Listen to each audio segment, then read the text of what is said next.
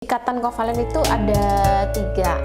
Ikatan kovalen tunggal, ikatan kovalen rangkap 2, ikatan kovalen koordinasi ini pasangan elektronnya ada ikatan kovalen tunggal, rangkap 2 dan rangkap 3. Ikatan kovalen koordinasi. Ini konsepnya sebenarnya agak sedikit berbeda dengan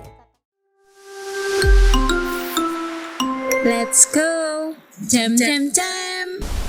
Hai Sobat Kemi, selamat datang di podcast Etnocam Official. Bersama saya Putri Nanda, dan obrolan kita kali ini akan membahas tentang ikatan dan senyawa kovalen.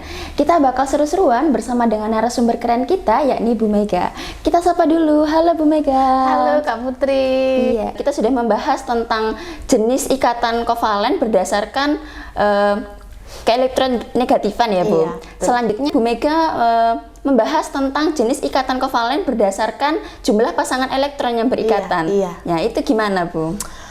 Itu maksud saya begini, jadi kalau kita tinjau dari jumlah ikatan yang berikatan, jumlah elektron yang berikatan, maksud saya, mohon maaf. Jadi ikatan kovalen itu ada 3. Ikatan kovalen tunggal, ikatan kovalen rangkap 2, dan ikatan kovalen rangkap 3. Gitu Kak Gines lagi. Jadi kebayang-bayang Kak Gines Kak Putri. Gitu Kak Putri ya. Oke. Jadi ada 3 itu. Seperti itu. Oke, jadi untuk jenis ikatan kovalen berdasarkan jumlah pasangan elektron ada 3 ya Bu. Yang pertama ada ikatan kovalen tunggal, rangkap 2, dan rangkap 3. Iya. Bisa dijelaskan dulu Bu yang ikatan kovalen tunggal? Ini harus dijelaskan secara detail ya biar ini ya. Jadi kalau saya bicara ke kehidupan atau budaya kita sehari-hari aja ya, biar teman-teman lebih Lebih paham meresap ya, konsepnya, bisa ingat gitu ya. Iya. Kalau ikatan kovalen tunggal berarti nanti elektron yang terlibat hanya 1. Oke. Hanya 2 atau 1 pasang gitu maksud saya. Jadi kalau 1 pasang berarti kan ada 2 elektron itu. Jadi itu kita tinjau di situ ikatannya. Contohnya adalah seperti apa ya Kak ya? Misalkan kita mencari fenomena atau budaya itu ini di suku Tengger, di apa yang itu Kak yang biasanya disambut dengan adat apa Pawonan, di mana desa apa namanya? Oh, Mungkin yang desa teman-teman Ngadas itu ya Bu? Oh iya benar. Desa Iya. Ngadas itu, di desa Ngadas di suku Tengger itu dia punya tradisi yang namanya Pawonan, di mana kalau kita biasanya menyambut tamu kan di ruang tamu. Iya. Kalau mereka ini tidak, dia diajak ke pawon. Pawon itu semacam dapur. Iya. Nah, kenapa kok seperti itu? Karena di sana udaranya dingin ya. Bromo itu kan udaranya dingin sekali, maka mereka menyambut tamu dibawa ke dapur biar hangat gitu. Begitu menghangatkan tamunya tadi. Nah, zaman dulu si penduduk desa Ngadas ya di Tengger ini, mereka memakai kayu bakar Kak. Tapi kan seiring dengan perkembangan zaman, maka mereka beralih ke LPG ya, seperti LPG kita di rumah ya. LPG buat masak, buat ini, akhirnya mereka juga beralih ke sana. Nah, salah satu kandungan LPG itu adalah butana. Oke. Nah, butana itu C-nya ada 4. Ya, C-nya ada 4, berarti hanya ada berapa? 10 ya Bu? Ada 10. Silakan Sobat Kemis menghitung ya, alkana ya, di butana itu termasuk alkana. Kalau C4 ada berapa hanya ya? C4H10, dan C4H10 ini itu kalau kita tinjau ikatan antara C dan H-nya itu adalah ikatan kovalen tunggal, cuman 1 saja. Jadi C-nya itu mengikat H dengan proporsi tertentu, sehingga nanti ikatannya cuman 1 saja. Nah, itu salah satu komposisi dari dari LPG, yaitu butana. Teman-teman di rumah harus pada tahu nih, setiap hari memakai, tapi jangan sampai nggak tahu apa itu. Seperti itu. Itu salah satu contoh ikatan kovalen rangkap satu atau ikatan kovalen tunggal. Iya, ya, Bu? betul, rangkap satu atau ikatan kovalen tunggal biasanya yang lebih hits ya namanya. Yang selanjutnya itu contoh dari ikatan kovalen rangkap dua atau ganda ya Kak, atau double bond biasanya. Jadi saya akan mencari contoh ya yang di kehidupan kita sehari-hari atau yang dekat dengan masyarakat kita itu ini pembuatan batu bata. Kak Putri pasti tahu dong batu bata apa, teman-teman juga pada tahu dong apa itu batu bata ya. Nah, pada proses pembuatan batu bata itu yang ada di Desa Gadungan ya, Kediri, itu prosesnya dia setelah dicetak ya, jadi tanah liat dicetak, kemudian dia ditumpuk dengan tumpukan tertentu lalu dibakar Kak Putri ternyata. Dibakar memakai kayu bakar.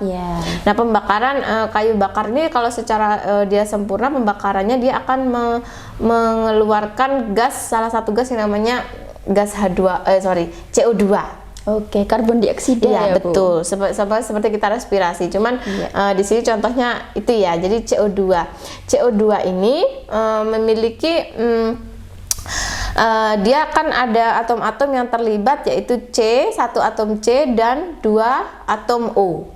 Nah, ikatan yang ada di antara C dan O itu adalah ikatan double bond atau ikatan rangkap dua, ikatan kovalen rangkap dua Kakak. Itu contohnya seperti itu.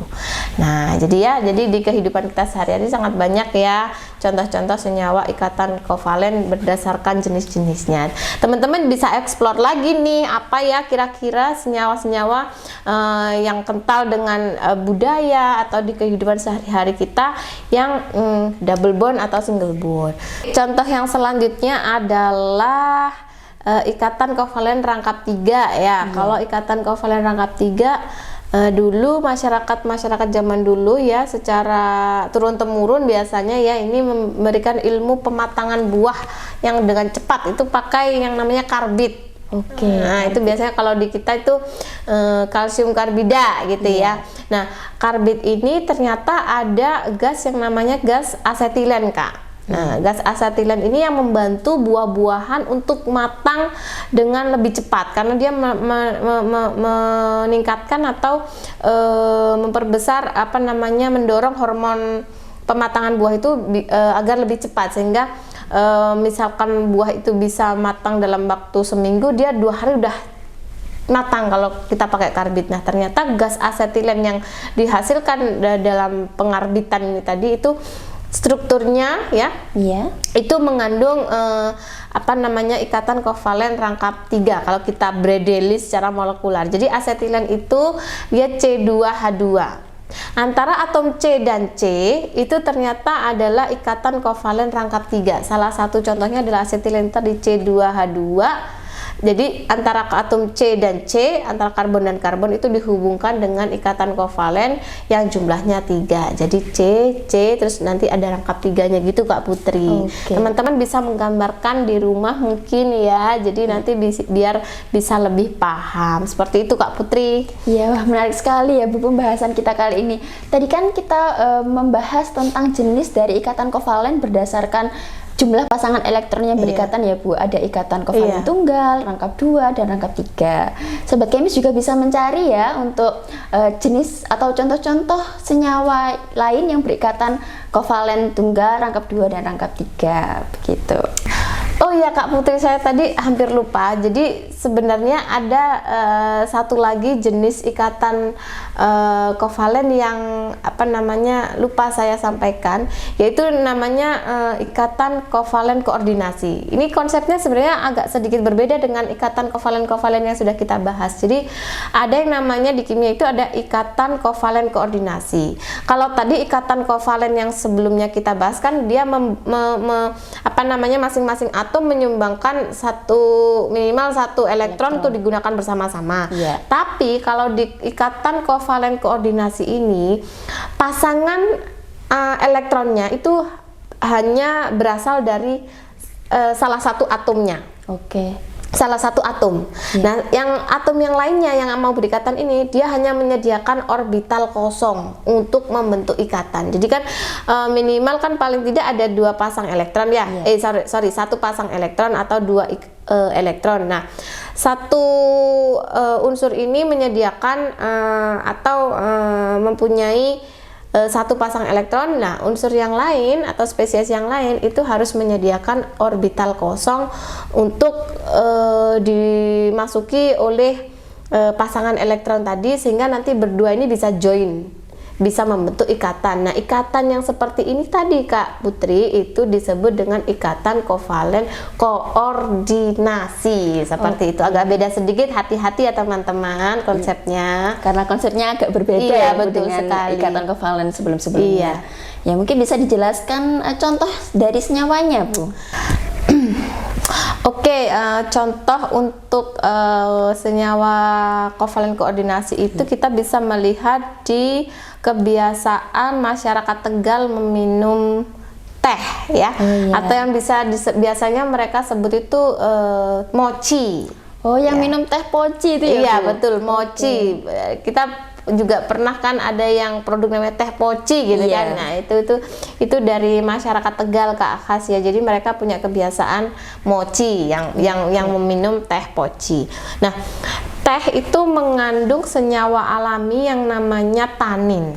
Nah, tanin ini kalau sebenarnya dia punya efek bagus karena dia punya antioksidan, terus anti kanker, seperti itu ya, bisa relaksasi juga ke tubuh kita. Makanya banyak orang kalau mau rileks harus minum teh seperti itu ya.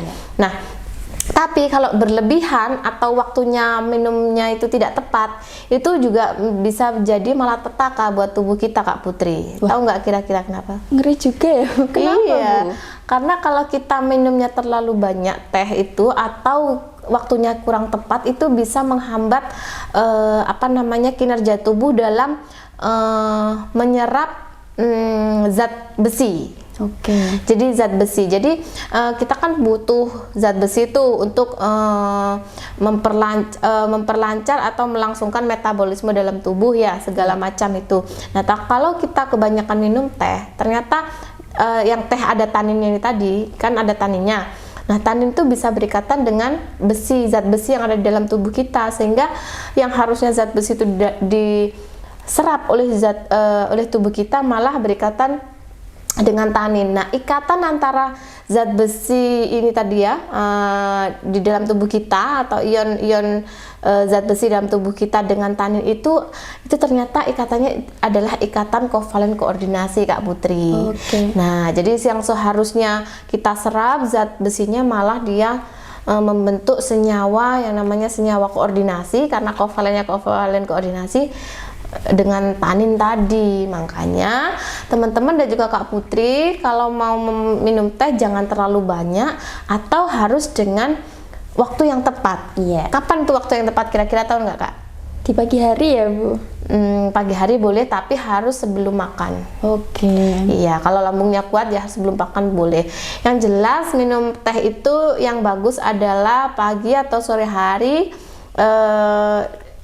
paling tidak 2 jam dari makanan utama kita. Karena kalau kita makan dibarengi langsung minum teh, nah makan kita kan ada zat besinya tuh. Iya. Nah itu tadi, maka taninnya akan mengikat zat besi yang dari makanan kita, akhirnya tidak maksimal, nanti bisa anemia, bisa kerja metabolismenya terganggu. Jadi sah-sah saja minum teh dan sehat, tapi harus waktu dan dosisnya juga harus diperhatikan seperti itu. Iya. Berkaitan dengan contoh dari ikatan kovalen koordinasi yang antara zat besi dengan tanin tadi ya Bu, kenapa sih kok bisa berikatan secara kovalen koordinasi Bu? Kayak pertanyaan yang bagus ya. Jadi kita harus tahu logisnya di mana gitu ya. Jadi zat besi yang ada di dalam tubuh kita itu kan bermuatan positif ya, dia Fe3+ dalam bentuk Fe3+. Ion Fe3+.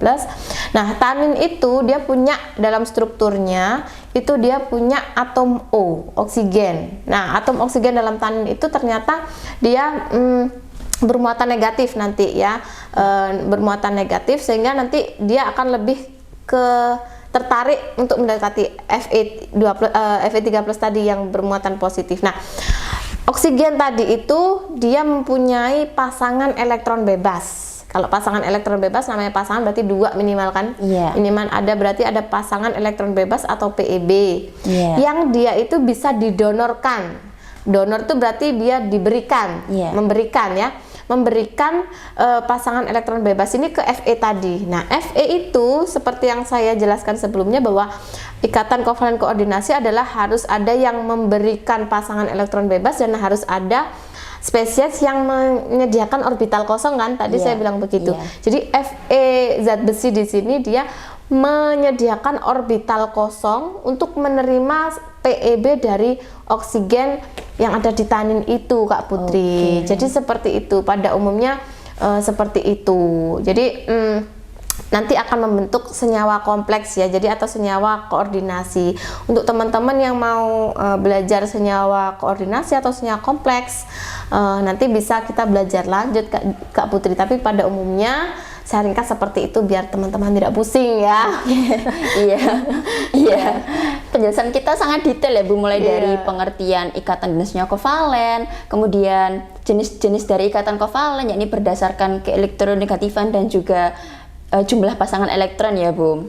Oh ya, Sobat Kemis juga jangan lupa ya untuk mencatat apa yang sudah Bu Mega tadi sampaikan agar nanti siap ketika pembelajaran di kelas. Sobat Kemis juga bisa menganalisis fenomena-fenomena lain yang berkaitan dengan ikatan dan senyawa kovalen seperti lumpur lapindo, kemudian gerabah dan juga apa ya Bu? Oh iya, batik ya Bu. Oh ya batik Iya. ini yang seperti di belakang kita. Iya, Pasti sesuai. banyak nih kimia-kimianya ya. Iya, yang sesuai dengan tema Iya, kita hari betul. ini ya Bu. Jika Sobat Kemis belum tahu apa itu ketiga fenomena tersebut, yuk simak video berikut. Fakta-fakta menarik lumpur lapindo. Yang pertama, pemerintah melalui Badan Geologi Kementerian Energi dan Sumber Daya Mineral (ESDM) membuktikan adanya kandungan mineral kritis berupa litium dan strontium di lumpur lapindo Sidoarjo, Jawa Timur. Kepala Pusat Sumber Daya Mineral, Batubara dan Panas Bumi (PSDMBP), Badan Geologi Kementerian ESDM Haryanto menyatakan bahwa litium bisa digunakan sebagai bahan baku pembuatan baterai kendaraan listrik, sementara strontium berfungsi sebagai bahan baku industri elektronik. Fakta menarik yang kedua, objek wisata tidak selalu identik dengan tempat yang eksotis atau yang dianggap mengandung nilai sejarah. Sebuah tempat bencana pun bisa menjadi objek wisata. Dampak semburan lumpur lapindo yang terjadi di Sidoarjo pada 29 Mei 2006 ini menjadi destinasi wisata kawasan Sidoarjo, Jawa Timur. Fakta-fakta menarik batik Solo. Yang pertama, penuh dengan filosofi. Batik merupakan karya yang memiliki nilai filosofi kehidupan dan penuh dengan nuansa sakral. Setiap warna dan motif yang diciptakan pada batik Solo penuh dengan filosofi dan makna masing-masing yang bisa menggambarkan kesederhanaan, kehidupan, semangat, dan masih banyak makna kehidupan lainnya. Yang kedua, memiliki ciri geometris. Motif dari batik Solo dikenal memiliki ciri khas yaitu pola motifnya yang geometris. Contoh motif batik Solo yang geometris adalah motif Sidomukti, Sidoasih, dan Sidoluhur. Yang ketiga, motif berukuran kecil. Tak hanya ciri geometrisnya saja, namun batik Solo memiliki ukuran motif yang lebih kecil dibandingkan jenis batik lainnya. Batik Solo yang memiliki ciri khas dengan motifnya yang kecil adalah jenis motif truntum. Dan yang terakhir, memiliki kisah sejarah.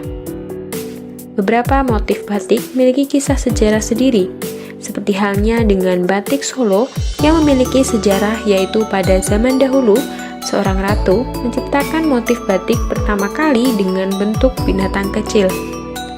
Motif tersebut menarik perhatian sang raja, sehingga sang raja pun melihat proses pembuatan motif batik tersebut dan mengembangkannya menjadi seni membatik. Fakta-fakta menarik gerabah. Yang pertama, motif yang sering ditampilkan dalam gerabah di desa Kasongan biasanya berwujud kuda-kuda pengangkut gerabah atau genteng lengkap dengan keranjang yang diletakkan di atas kuda. Yang kedua, pembuatan gerabah bayat yang menggunakan perbot atau meja putar miring. Yang ketiga, lakukan lekukan yang sederhana pada permukaan gerabah berupa garis-garis tipis dan mencerminkan gerabah zaman dahulu lebih banyak dicari kolektor atau wisatawan daripada yang modern dan yang memiliki motif rumit. Yang terakhir, sentra kerajinan gerabah Klipoh masih menggunakan teknik sederhana dalam pembuatannya. Seiring berkembangnya teknologi, tentu hadir alat-alat yang bisa membuat gerabah. Namun, para pengrajin masih mempertahankan cara yang diajari oleh leluhur dalam pembuatan kerajinan gerabah ini. Nah, dari ketiga fenomena tersebut, Sobat Kemis bisa menganalisis ikatan apa saja yang ada pada senyawa tersebut, kemudian jenis-jenis senyawanya, dan lain sebagainya. Sobat Kemis, jika sudah menganalisis, bisa komen di bawah ya.